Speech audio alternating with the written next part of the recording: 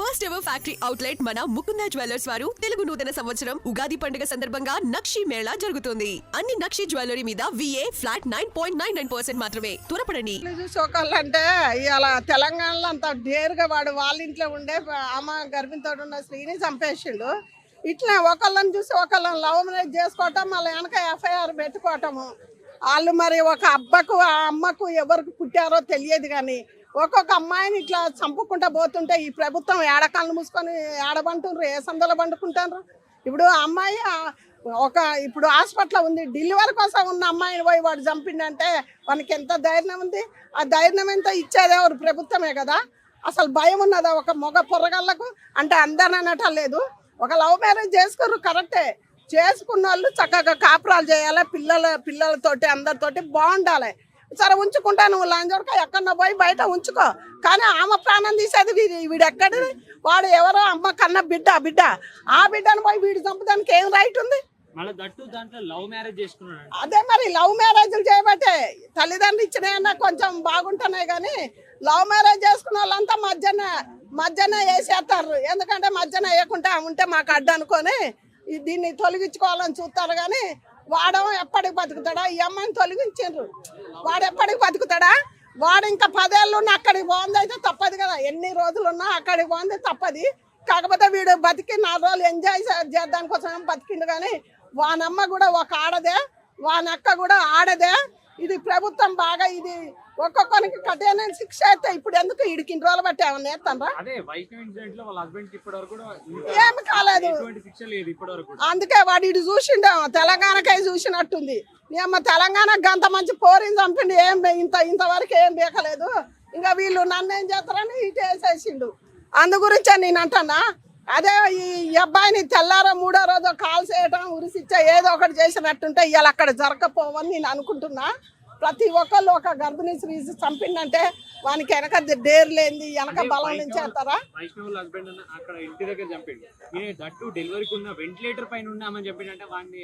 అసలు డాక్టర్లు ఇప్పుడు ఆ డాక్టర్లు ఏడకళ్ళు మూసుకొని ఉంటాను. ఇప్పుడు డాక్టర్లు ఉండాలి కదా, ఆమె చుట్టూ డాక్టర్లు నర్సులు ప్రతి ఒక్కళ్ళు ఉంటారు కదా, వాళ్ళందరూ ఏడ కళ్ళు మూసుకుంటారు. ఆమెను చంపిందాక వీళ్ళందరినీ కూడా పట్టకపోవాలా? ప్రభుత్వం ఎక్కడ కళ్ళు మూసుకుంటారో ఏడుంటారో తెలియదు, కానీ ఒక్కొక్క అమ్మాయిని ఇట్లనే చంపుకుంటా పోతే మరి దేశాన మిగిలేదేంటిది? ఆ కరుకు అన్నదే లేదు అసలు. గవర్నమెంట్ కాడ ప్రభుత్వం కాడ కరుకు అన్నది లేదు.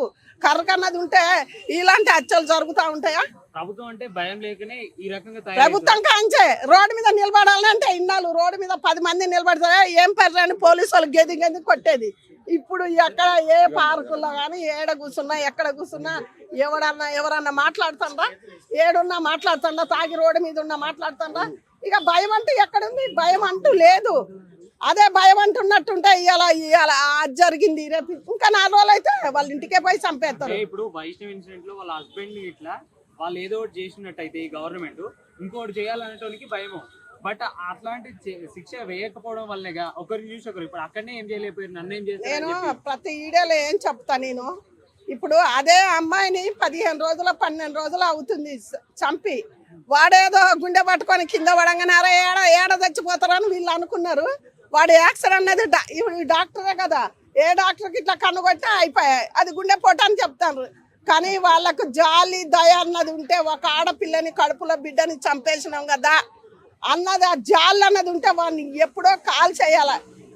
కాల్ చేసినా బాగుండదు, నిమిషం పెట్టి చంపాలి. వాని మీద అసలు వాని ఒంటి మీద ఏమన్నా దెబ్బలు ఉన్నాయా?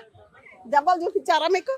మరి వాడిని దెబ్బ కొట్టకుండా పెళ్లి కొడుకులాగా వాళ్ళ ఐసీలో పెట్టి ఏసీలో పెట్టి సాక్కుంటుంటే ఇంకా ఆడవాళ్ళని చంపక ఎక్కడుంది? ఆడవాళ్ళకు రక్షణ ఎక్కడుంది? ఆడవాళ్ళకు రక్షణ లేదు, ఏం లేదు. అంటే రేవంత్ రెడ్డి గారి ప్రభుత్వం ఈ విషయంలో మట్టుకు ఫెయిల్ అయిపోయింది కదా, ఇప్పటి వరకు కూడా దానిపైన స్పందించలే. ఎటువంటి ఫెయిల్ అయిపోయింది. ఇప్పటికైనా మరి ఇంతమంది ఆడక్కలు బోడక్కలు మొత్తం మాట్లాడుతున్నారు. ప్రతి ఒక్కరు ఈ అమ్మాయి గురించి మాట్లాడుతున్నారు. మరి ఇప్పటికైనా వాడిని ఏదన్నా ఒకటి చేయమని వాళ్ళకు పైన ఆఫీసర్లకు ఆయన ఆర్డర్ ఇస్తే ఆయన చేయరా? అంటే మహిళా సంఘాలు అంతకుముందు బాగా వచ్చి ఇప్పుడు మాత్రం ఎటువంటి రెస్పాన్స్ లేదు. ఒక అమ్మాయికి జరిగితే మటుకు ఇప్పుడు కూడా వాళ్ళు వచ్చి మహిళా సంఘాలు ఎందుకు వస్తారు? మహిళా సంఘాలకు ఏదో ఒకటి కింది నుంచో పైనుంచో వస్తే వచ్చినాం, కానీ అసలు మహిళా సంఘాలు కూడా వాళ్ళందరూ లెక్క ప్రకారం వచ్చినట్టుంటే వాడిని ఎప్పుడో శిక్షించారు పాపం. వాళ్ళకి ఎవ్వరు కూడా ప్రతి ఒక్కళ్ళు కూడా ఎవ్వరు పోట్లే, వాళ్ళకి ఓదార్పు అన్నదే లేదు ఒక మాట చెప్పాలంటే. అంటే కేసీఆర్ గారి గవర్నమెంట్ లో దిశ ఇన్సిడెంట్ అయిన వెంటనే ఆయన అక్కడ ఉన్న నలుగురిని ఎన్కౌంటర్ చేసి ఆ గవర్నమెంట్ సిపి సజ్జనార్ సార్ ఇప్పటికి కూడా ఉన్నారు కదా. అవును, అదే ఇష్యూ మరి అదే సత్యనారాయణ సార్ ఉన్నాడుగా, మరి ఏం చేస్తాడు? అదే సత్యనారాయణ సార్ అప్పుడు ఆయన చంపిడే సత్యనారాయణ సార్, ఇప్పుడు ఉన్నది ఆయనే. మరి ఇప్పుడు ఎందుకంటే అప్పుడు ఎవరు అనుకుంటున్నావు? కేసీఆర్. అప్పుడు ఉన్నది ఎవరు? కేసీఆర్.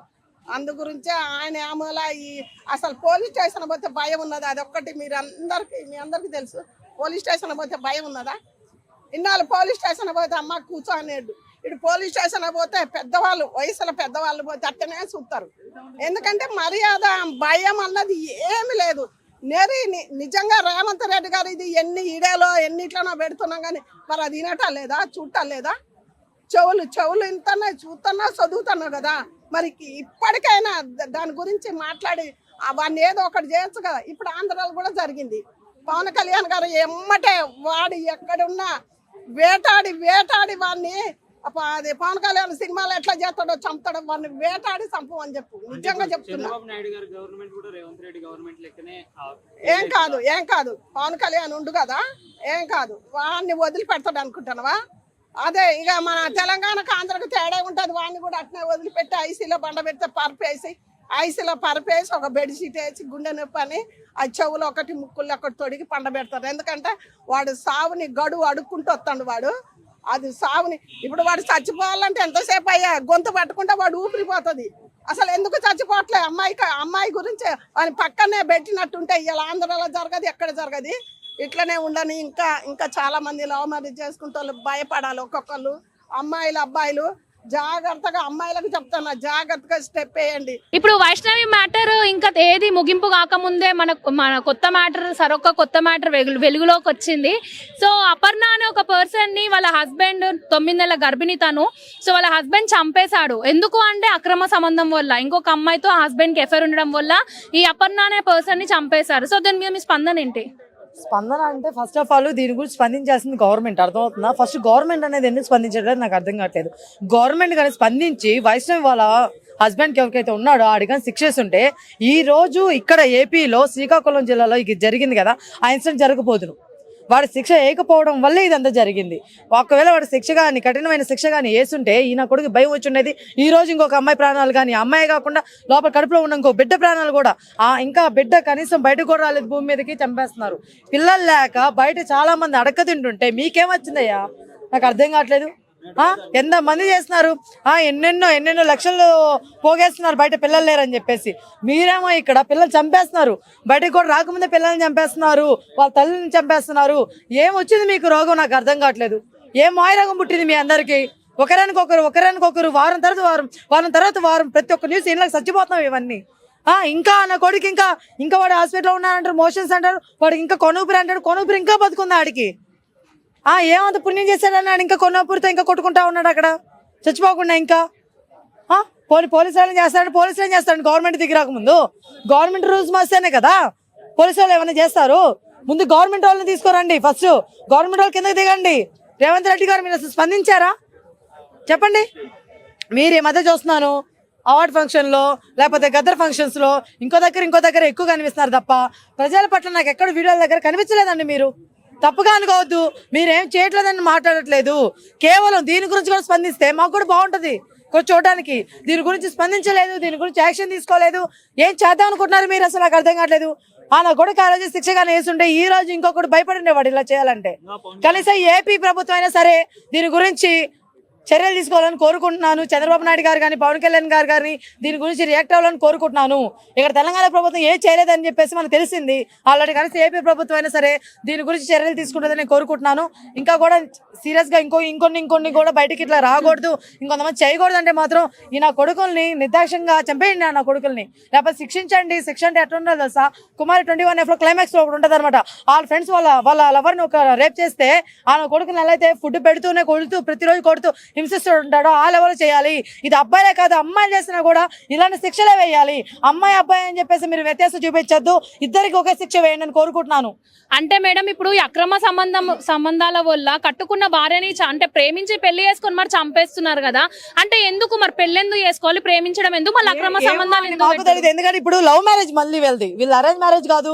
అంటే ఏదో మాకు నచ్చగా చేసుకున్నాం పెళ్లి, వేరే వాళ్ళు ఇష్టం అని చెప్పేసి అనడానికి ఇది లవ్ మ్యారేజ్. లవ్ మ్యారేజ్ అయింది కూడా వాడు ప్రేమించి పెళ్లి చేసుకొని కడుపు చేసే అంత ప్రేమ అక్కడ దాకా ఉన్నప్పుడు వాడు సడన్గా ఇంకొకరి మీద ఎందుకు ప్రేమ పుట్టిద్ది? ఒక అమ్మాయి దగ్గర లేని సుఖం వాడికి ఇంకొక అమ్మాయి దగ్గర ఆగిద్ది అనుకుంటారా మీరు? ఆగదు. రేపు ఇంకో అఫైర్ పెట్టుకున్న అమ్మాయితో కూడా మళ్ళీ కొన్ని రోజులు ఉంటాడు, మళ్ళీ ఇంకొక అమ్మాయి దగ్గర పోతారు, ఈ అమ్మాయిని చంపేస్తారు. ఇలాంటివి జరగకుండా అంటే వీళ్ళకి శిక్షలు పడాలండి.